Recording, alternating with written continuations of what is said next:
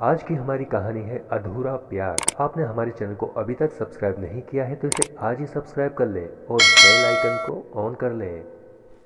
दिनेश दिल्ली का रहने वाला था और एक मध्यम वर्ग के परिवार से संबंध रखता था।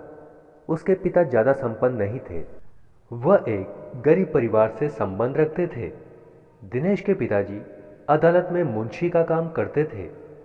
जैसे तैसे घर का गुजारा चल पाता था, लेकिन दिल के अच्छे इंसान थे। दिनेश अभी कॉलेज में पढ़ रहा था।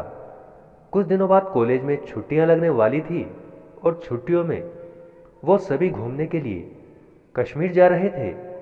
दिनेश इस बात को लेकर बड़ा ही उत्साहित था कि वो कश्मीर घूमने जा रहा है। कुछ ही दिनों बाद वो दिन आ गया जब उन्हें कश्मीर के लिए जाना था। आज सुबह से ही दिनेश बड़ा ही खुश था। वो अपने सारे सामानों को पैक करके कॉलेज की ट्रिप के लिए तैयार हो रहा था और अपने दोस्तों के साथ कॉलेज की ओर निकल गया। कॉलेज की बस में सभी स्टूडेंट बैठ गए। दिनेश अपने दोस्तों से बातें कर ही रहा था, तभी उसकी नज़र बस के गेट पर गई। उसने देखा कि एक बड़ी ही सुंदर लड़की बस में चढ़ रही थी। वह उसे देखते ही अपनी सुध-बुध भूल गया और बस उसने मन ही मन ये सोच लिया, काश भगवान कोई ऐसा चमत्कार कर दे जिससे ये मेरी हो जाए। पहली नज़र में ही दिनेश को लड़की से प्यार हो गया था। दिनेश के दोस्त बोल रहे थे, लेकिन दिनेश का ध्यान सिर्फ उस लड़की की ओर ही था। वह उसे ही देखे जा रहा था। अब वो कश्मीर पहुंच गए थे। सभी स्टूडेंट्स बस में से उतर गए और अपने अपने दोस्तों के साथ घूमने फिरने लगे, लेकिन दिनेश का मन नहीं लग रहा था। वो चाहता था कि उस लड़की से किसी न किसी तरह से जान पहचान करे, लेकिन उसे तो उसका नाम तक पता नहीं था। तभी उस लड़की की सहेली ने उसे आवाज़ दी, दीप्ति, क्या कर रही हो? इधर आओ ना। अब दिनेश को पता लग चुका था कि उस लड़की का नाम दीप्ति था।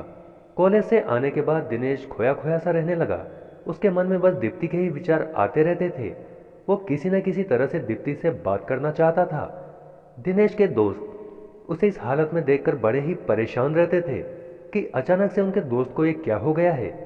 एक दिन दिनेश के दोस्त पंकज ने उससे पूछ ही लिया कि आजकल तुम्हें क्या हो गया है? तुम्हारा पढ़ने लिखने में भी मन नहीं लगता, बस हर वक्त खोए ही रहते हो। तब दिनेश ने कहा, तुम्हें याद है हम कॉलेज ट्रिप के लिए कश्मीर गए थे?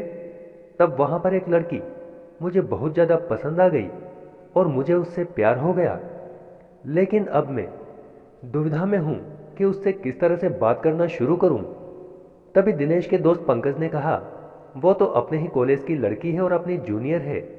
दिनेश ने कहा, हाँ वो तो मुझे पता है कि वो अपने ही कॉलेज की लड़की है, लेकिन उससे बात करना कैसे शुरू करें। अगले ही दिन दिनेश कॉलेज के लिए रवाना हो गया। दिनेश और उसके दोस्त पंकज बाहर बैठे बैठे बात कर ही रहे थे, तभी दीप्ति भी वहां से निकली। दीप्ति की सहेली दिनेश के दोस्त पंकज की फ्रेंड थी। पंकज ने जब उसे अपने दोस्त दिनेश के बारे में बताया तो दीप्ति की सहेली दिनेश और दीप्ति की दोस्ती करवाने के लिए तैयार हो गई। अगले ही दिन दिनेश और उसका दोस्त पंकज, दीप्ति और उसकी सहेली चारों कॉफ़ी शॉप में कॉफ़ी पीने के लिए गए, जहां पर उन्होंने आपस में जान पहचान की। अब दिनेश और दीप्ति एक दूसरे को पहचानने लगे थे। धीरे धीरे बातों का सिलसिला बढ़ रहा था। दिनेश और दीप्ति अब रोज़ काफ़ी देर तक आपस में बातचीत किया करते थे। वो मन ही मन एक दूसरे को पसंद भी करते थे, लेकिन एक दूसरे से कह नहीं पाते थे। दिनेश सोचता था कि पहले दीप्ति कुछ कहे और दीप्ति सोचती थी कि पहले दिनेश कुछ कहे। ऐसे ही समय गुजरता जा रहा था।